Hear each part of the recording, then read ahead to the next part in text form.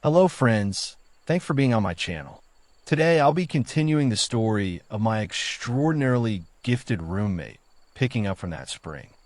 The spring break had been a whirlwind of family obligations and fleeting moments of solitude. But as the train pulled into the station earlier than planned, I felt an unexpected surge of anticipation. The idea of surprising Alex, catching him off guard in our shared dorm space, brought a smile to my face that I couldn't quite suppress. It wasn't just the thrill of the surprise. It was the prospect of seeing his reaction, the way his eyes would light up with that familiar mix of amusement and genuine pleasure at my unexpected return.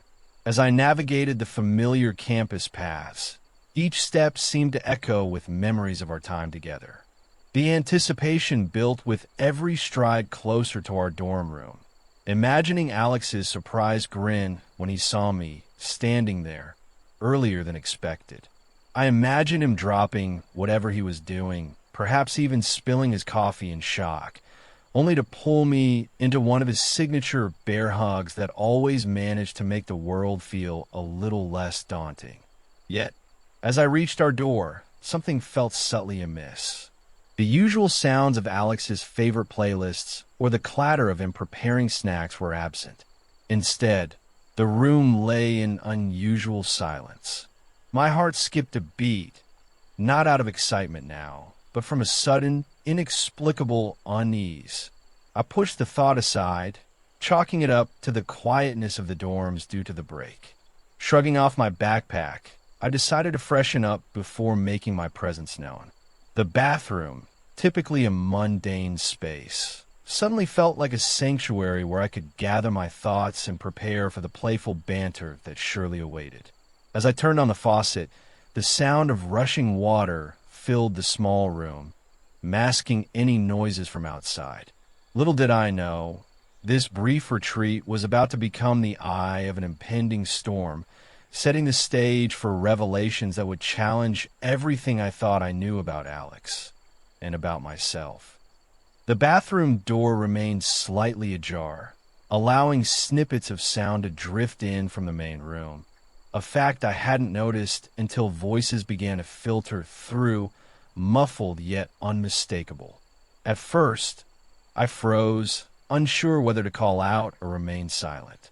Curiosity mingled with confusion as I recognized Alex's voice, followed by another deeper tone that sent an unexpected jolt through my system.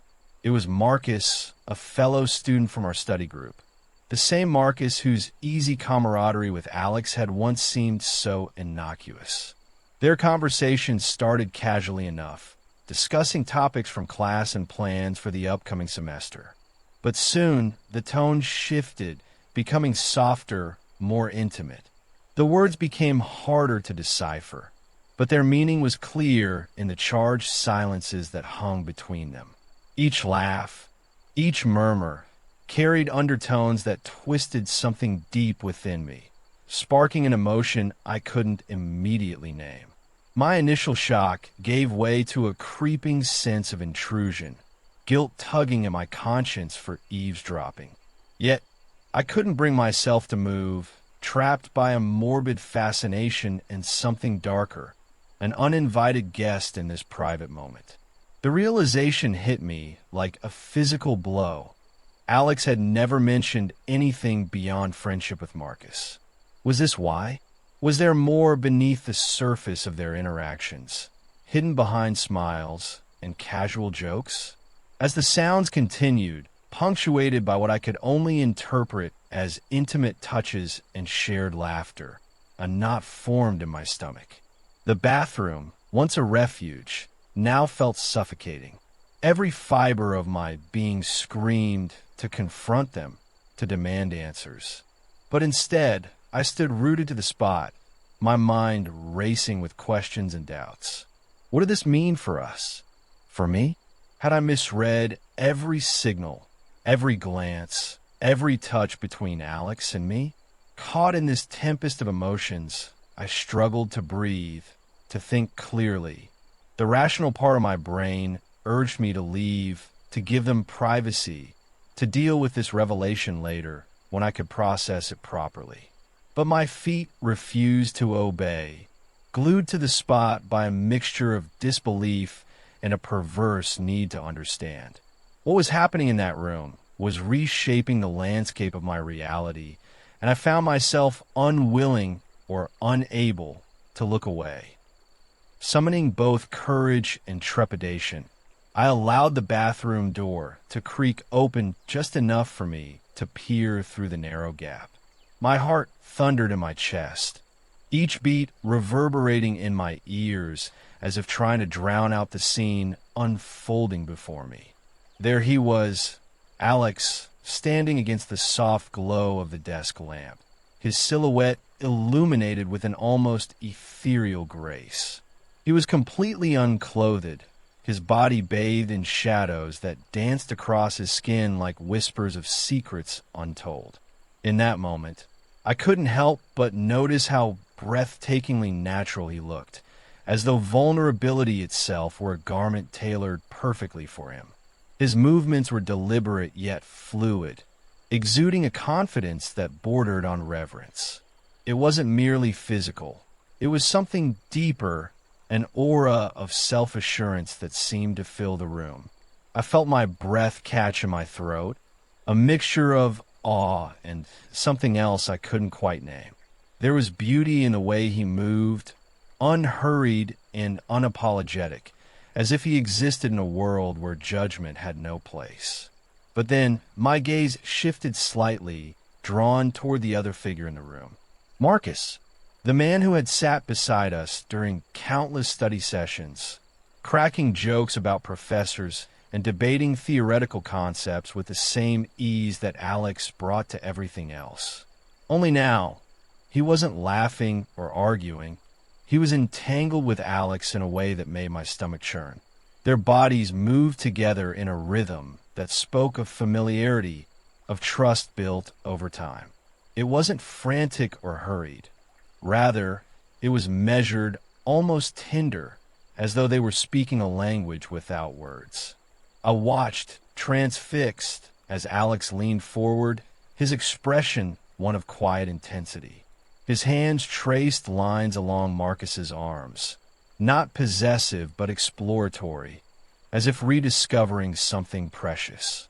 Marcus responded in kind, his fingers brushing against Alex's back with a gentleness that seemed incongruous with the gravity of the situation. There was a mutual understanding between them, a connection that transcended mere physicality. They weren't simply acting. They were sharing something profound, something that felt sacred even in its simplicity. And then came the sounds. Soft sighs, barely audible at first, grew into murmurs of pleasure tinged with fleeting moments of restraint. These weren't loud declarations, but subtle expressions, like ripples spreading across still water. Each sound carried weight, filling the room with an intimacy that felt almost tangible. It wasn't vulgar or crude. It was raw, honest, and deeply human. Yet, to me, those sounds felt like daggers piercing through the fragile walls I had built around my feelings for Alex. What struck me most was how different Marcus seemed in this context. During our study sessions, he had always been charming, yes, but also somewhat reserved, someone who blended into the background without demanding attention. Now, however, he appeared transformed, his features softened by vulnerability. He wasn't better looking than me, I thought bitterly, nor was he particularly remarkable in any way.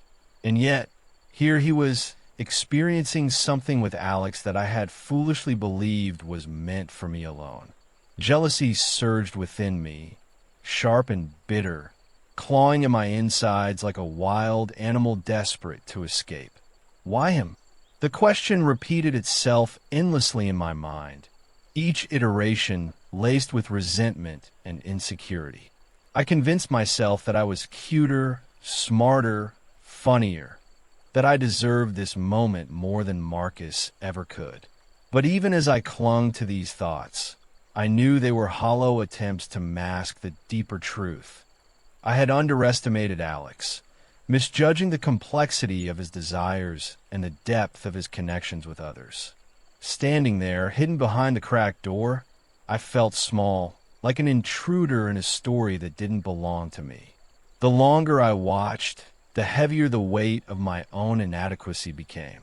Here was Alex, bearing himself not just physically but emotionally, while I remained frozen in indecision, too afraid to act on the feelings I harbored for him.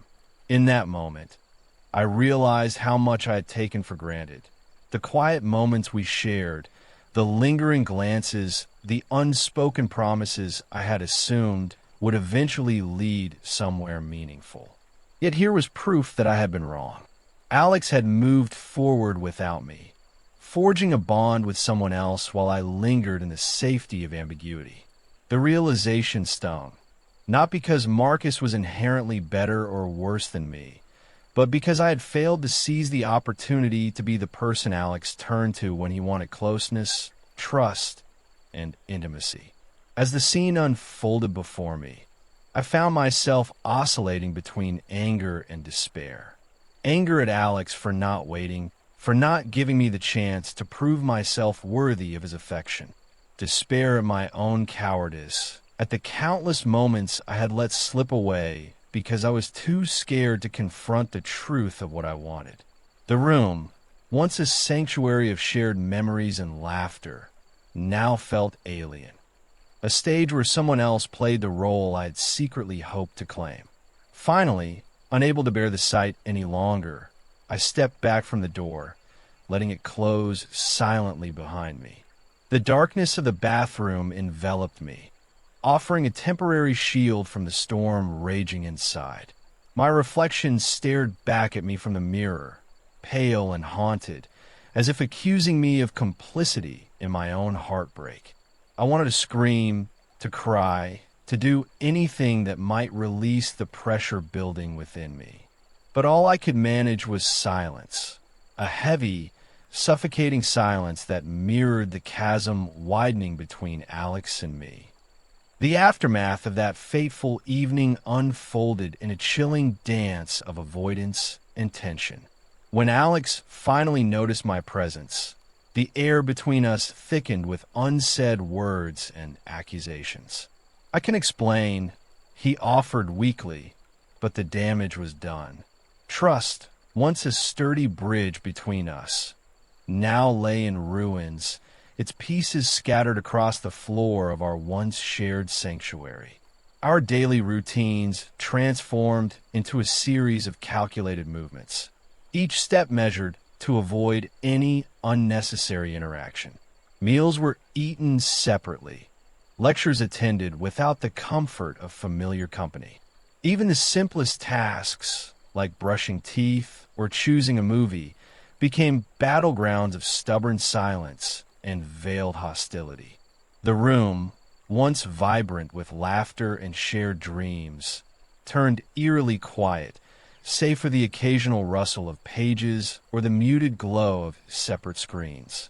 Attempts at reconciliation were met with cold shoulders and redirected gazes. A tentative "can we talk?" from Alex was countered with a curt "not now." For me, my voice laced with the bitterness of betrayal. Our communication dwindled to monosyllabic exchanges, each word heavy with underlying resentment and regret. The dynamic that had once flourished with mutual understanding and support dissolved into a fragile coexistence marked by caution and discomfort. In this strained atmosphere, the emotional toll became evident. Sleep eluded me, nights stretching long with introspective battles and replayed scenes of betrayal. Alex, too, bore the marks of our fractured rapport, his usually vibrant demeanor subdued, his laughter reduced to rare, forced chuckles.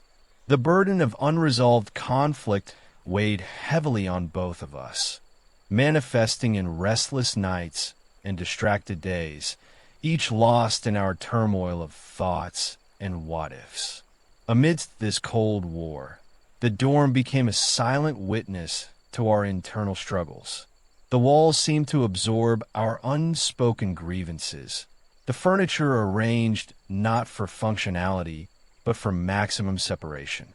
Our textbooks and notes, symbols of intellectual pursuits, now served as barriers between us, their pages untouched by collaborative study sessions or shared insights. This period of estrangement carved deep grooves into the fabric of our relationship, questioning the very foundation we had built upon. Could trust be rebuilt? Would forgiveness pave the way to healing? Or were we destined to remain parallel lines, forever close yet never meeting? These questions lingered, unanswered, casting long shadows over our shared space, urging us toward a resolution, yet keeping us tethered to our pain.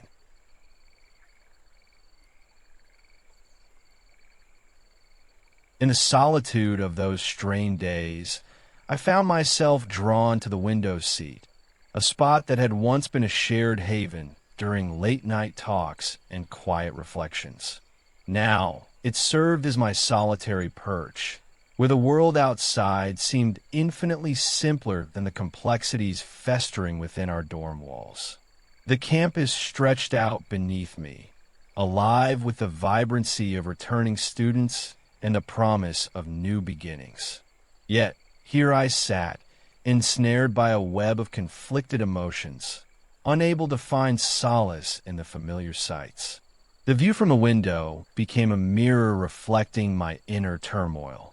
Each tree swaying gently in the breeze reminded me of the fluidity of trust and relationships, how easily they could bend under pressure.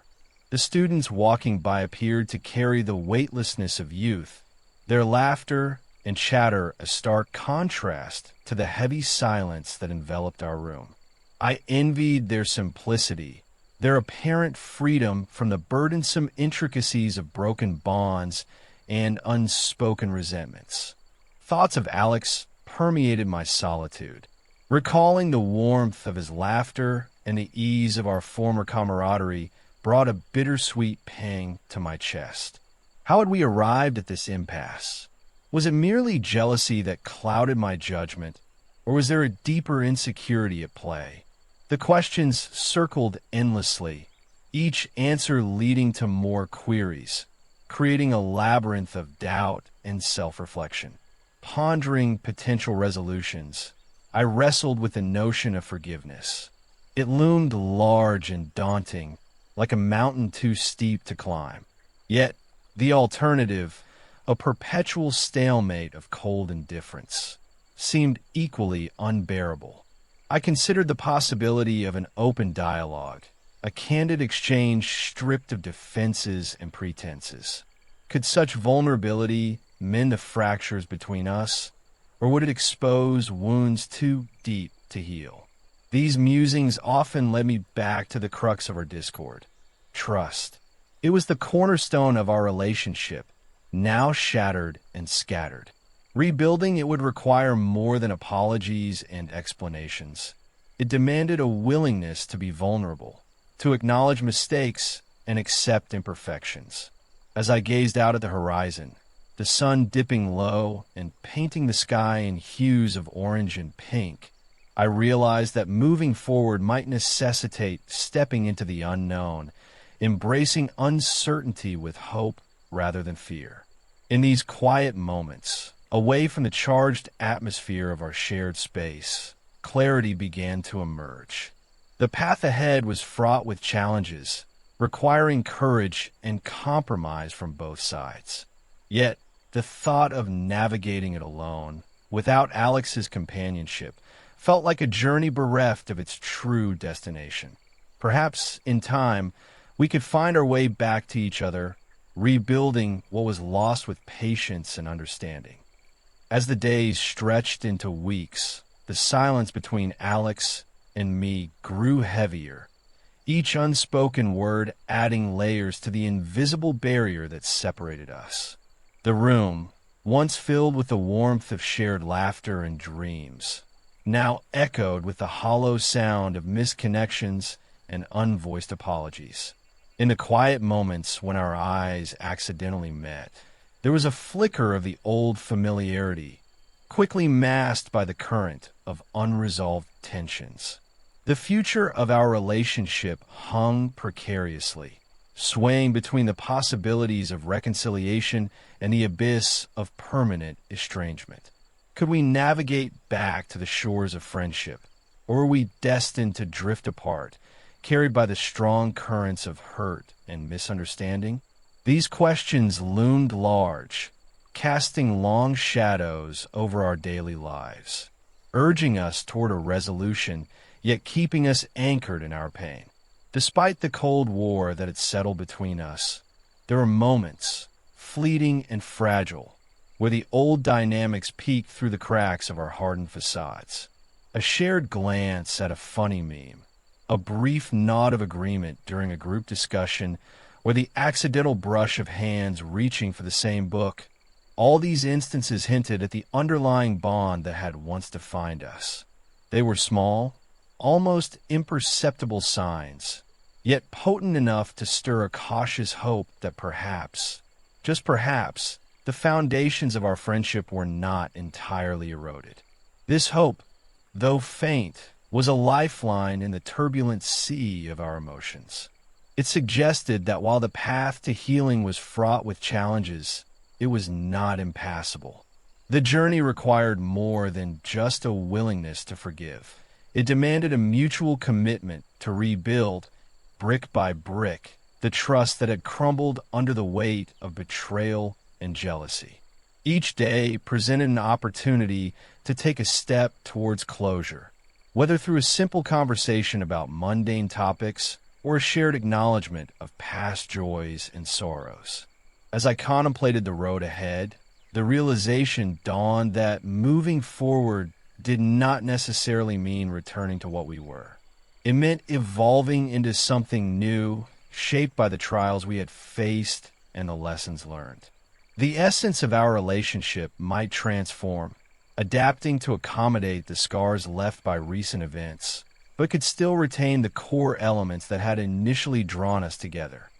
Mutual respect, shared experiences, and an unspoken understanding of each other's strengths and vulnerabilities. Thus, the story of Alex and me remains open-ended, a narrative still unfolding with chapters yet to be written.